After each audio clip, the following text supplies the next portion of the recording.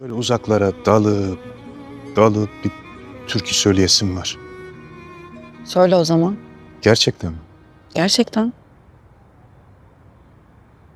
Mevlam bir çok dert vermiş, beraber derman vermiş. Mevlam bir çok dert vermiş, beraber derman vermiş.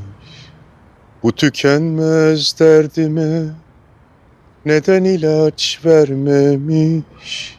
Diley diley diley yar, diley diley diley yar, diley diley yar. Bu tükenmez derdime neden ilaç vermemiş? Diley diley diley yar, diley diley diley